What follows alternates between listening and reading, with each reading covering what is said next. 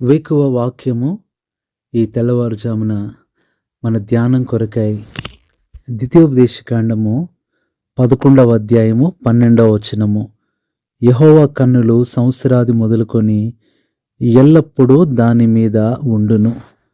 ఈ ఉదయకాలము దేవుడు ఇశ్రాయేలు ప్రజలతో తాను ఇస్తానన్న వాగ్దానం చేస్తానన్న ఆ దేశం గురించి మాట్లాడుతూ వస్తున్నాడు.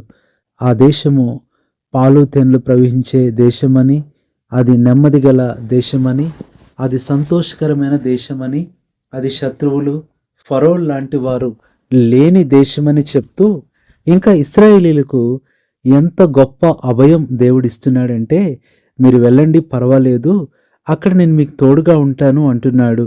ఎందుకంటే అప్పటిదాకా ఐగుప్తులో ఎన్నో కష్టాలు పడి నిద్రలేని రాత్రులు, ఎప్పుడంటే అప్పుడు మేల్కొనటం, కొన్నిసార్లు ఇశ్రాయేలు పిల్లలకు ఫరో పేరు గుర్తొస్తేనే నిద్రలో లేచి రాత్రులు ఉలిక్కిపడి ఏడుస్తూ ఉండేవాళ్ళంట. అలాంటి పరిస్థితుల్లో ఉన్న వారు ఇప్పుడు కొత్త దేశానికి వెళ్ళబోతున్నప్పుడు దేవుడు ఆ దేశం ఎలా ఉంటుంది, ఆ దేశ పరిస్థితులు ఎలా ఉంటాయో చెప్తూ ఒక మాట అంటున్నాడు. మీరేం దిగులు పడాల్సిన పని లేదు, మరలా ఫరో లాంటి వాళ్ళు, శత్రువులు ప్రవేశించే అవకాశమే లేదు అని దేవుడు వారిని ధైర్యపరచటానికి చెప్తున్న మాటల్లో ఇది గొప్ప మాట. నీ దేవుడైన యెహోవా కన్నులు సంవత్సరాది మొదలుకొని సంవత్సరాంతం వరకు దాని మీద ఉండును. అంటే 365 రోజులు కూడా నా కన్నులు, నా దృష్టి దాని మీద, అనగా మీరు నివసించే ఆ ప్రదేశం మీద ఉంటాయని దేవుడు చెప్తున్న ఆ గొప్ప మాటే ఈ దినాన ప్రియ సహోదరుడా, సహోదరి, నీతో కూడా చెప్తున్నాడు. గత దినాలను బట్టి భయపడుతున్నావేమో, గత జీవితంలో, గత వారంలో, లేదంటే గత నెలలో జరిగిన పరిస్థితులన్నీ గుర్తుకొచ్చి భయపడుతున్నావేమో. మరలా శత్రువులు వస్తారేమో, మరలా సమస్యలు సృష్టిస్తారేమో, మరలా ఇబ్బందులు వస్తాయేమో అని నువ్వు దిగులు పడుతూ కలవరపడుతున్నావేమో. ప్రియ సహోదరుడా, సహోదరి, అక్కడ దేవుడు వారికి ఆ కానాను దేశం గురించి మాట్లాడితే, ఇక్కడ దేవుడు నీ కుటుంబం గురించి మాట్లాడుతున్నాడు. ఆ ల్యాండ్ అక్కడ కానాను కావచ్చు, కానీ ఇక్కడ ఆ ల్యాండ్ అనేది నీ కుటుంబం, నీ జీవితం. అందుకనే నీ మీద దేవుని కనుదృష్టి ఉంటుంది. దేవుని కన్నులు ఒక్కసారి నిన్ను చూడటం ప్రారంభమైన తర్వాత ఇక ఆ కన్నులు అటు ఇటు చూడటం కానీ, కనురెప్పలు మూయటం కానీ జరగదు. దేవుని కనుదృష్టిలో నువ్వు ఉన్నావు. అందుకనే ప్రభు అన్నాడు, మిమ్మును ముట్టినవాడు నా కనుగుడ్డు ముట్టినట్టే అంటున్నాడు. అంటే ఈ మాట ఎంత ధైర్యాన్ని తీసుకొస్తుందంటే చెప్పటానికి వీల్లేదు. కాబట్టి ప్రియ సహోదరుడా, సహోదరి, నువ్వు కూడా ఇది అలాంటి దిగుల్లో, బాధలో, వేదనలో, భయంలో ఉన్నావేమో. జకరియా 2:3 ప్రకారం మిమ్మును ముడితే ఆయన కనుగుడ్డు ముట్టినట్లే. కాబట్టి దేవుని కన్నులు ఈ దేశం మీద ఉన్నాయి అని చెప్తూ, దేవుని కనుదృష్టి 4 అంతలుగా కూడా ఆ దేశాన్ని ప్రొటెక్ట్ చేస్తుంది అని దేవుడు మాట్లాడుతున్నాడు.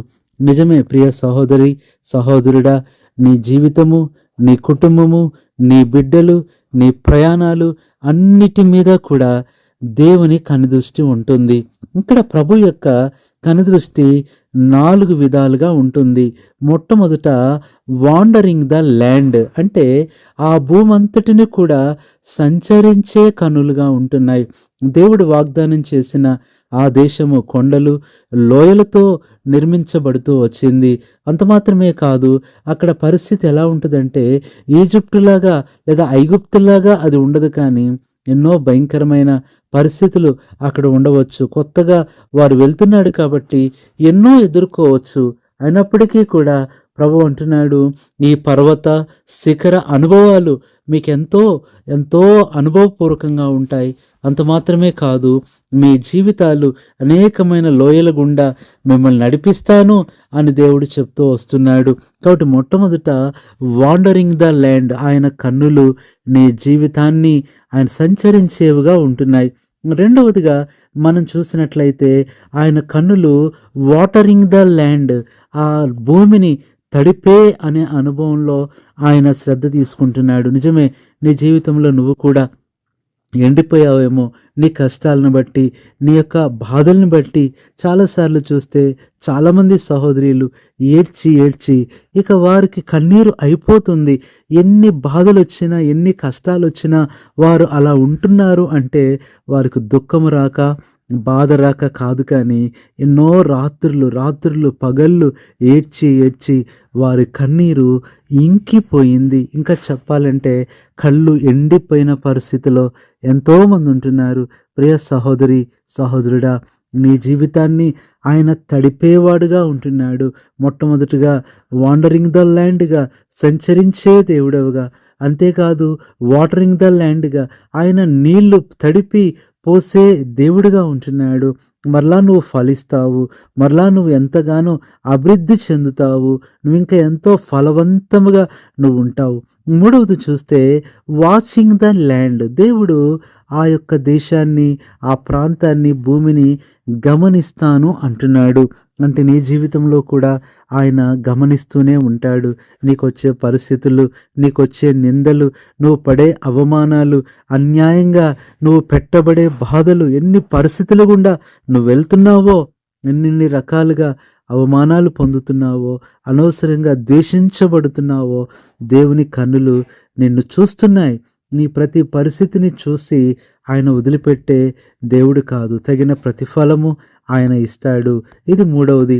నాలుగవదిగా చూసినట్లయితే ఆయన కన్నులు విన్నింగ్ ద ల్యాండ్, ఆ యొక్క దేశాన్ని జయించేటట్లుగా చేస్తున్నాయి.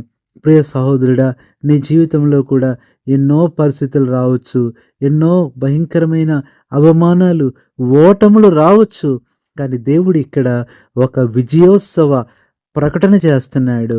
Winnowing the land. నువ్వు కోల్పోయినవి, నువ్వు పోగొట్టుకున్నవి, మరలా విజయాన్ని నువ్వు పొందుతావు. నీ ఆరోగ్యం మీద విజయము, నీ సమస్యల మీద విజయము, నీ ఇబ్బందుల మీద విజయము, నీ రుణాలు, అప్పుల మీద కూడా విజయమే. దేవుడు మన జీవితాల్లో విజయ స్థానానికి నిజంగా తీసుకొని వస్తాడు. అది నువ్వు చూస్తావు.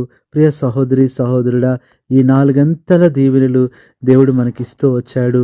కాబట్టి భయపడొద్దు, దిగులు పడొద్దు. నీకు విజయము తప్పనిసరిగా ఖాయంగా ఉంటుంది.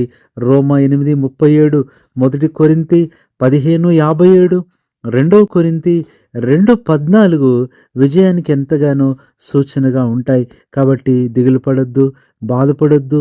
ఈ వచనాలన్నీ ఒక్కసారి నువ్వు గమనించినట్లయితే తప్పనిసరిగా ఇశ్రాయేలు ఎలాగైతే వాగ్దాన దేశాల్లో విజయాన్ని ఆస్వాదించకుండా నిరోధించగల ఏకైక విషయము వారే చేస్తున్నారు. అంటే ఎక్కడ కూడా ప్రియులారా వారికి అలాంటి ఆటంకాలు, అంతే మాత్రమే కాదు, వారి విజయాన్ని నిరోధించగల పరిస్థితి రాలేదని వారే చెప్తున్నారు. కాబట్టి ఈ దినాన సహోదరుడా, సహోదరి, నీ ఆత్మీయ జీవితంలో, నీ యొక్క కుటుంబ జీవితంలో దేవుడు ఇన్ని కార్యాలు 4 అంతలుగా చేస్తున్నాడు. 4 వైపుగా భయం లేకుండా నెమ్మదిగా ఉండు. రేపటి దినములోకి నువ్వు అడుగుపెట్టు, ఈ దినములోకి నువ్వు అడుగుపెట్టు. దిగులు పడమాకు, నిన్న అలా జరిగింది, అలాంటి పరిస్థితి అని బాధపడమాకు. ఈరోజు మరలా అది చూడవు. దేవుడు నూతనంగా చేస్తాడు, నూతన కార్యాన్ని నీ జీవితంలో జరిగిస్తాడు.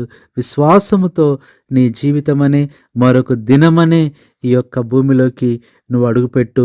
ఈ 4 విషయాలు మనం చూస్తూ వచ్చాము.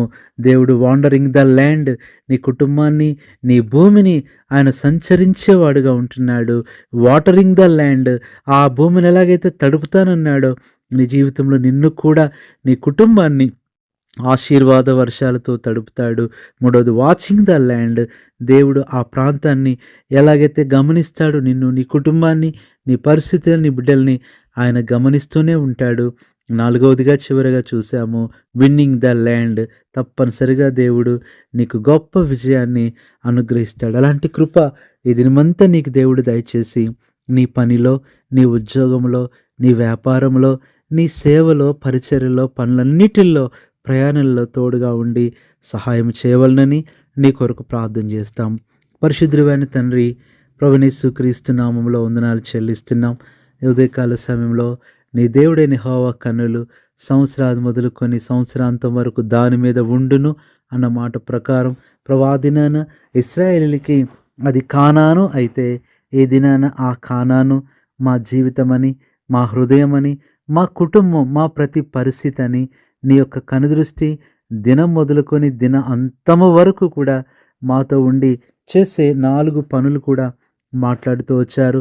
అందుని బట్టి స్తోత్రములు. ఈ దినమంతా మా బిడ్డలకు తోడుగా ఉండి ఈ మాటలు వింటున్న మా ప్రజలు వారి అవసరాలు, అక్కరలు ప్రార్థనలో ఏకీభవిస్తుంటుండగా మీరే వారికి సహాయం చేసి నెమ్మది, స్వస్థత, సమాధానం, సంతోషం ఇచ్చి నడిపించి మీరు మహిమ పొందమని కృతజ్ఞతాస్తుతులు మీకు చెల్లిస్తూ ఈ దినమంతటి కొరకై వారిని మీ చేతులకు అప్పగించుకుంటూ మా ప్రభువును రక్షకుడైన ప్రభునేసుక్రీస్తు నామంలో ప్రార్థిస్తున్నాము తండ్రి.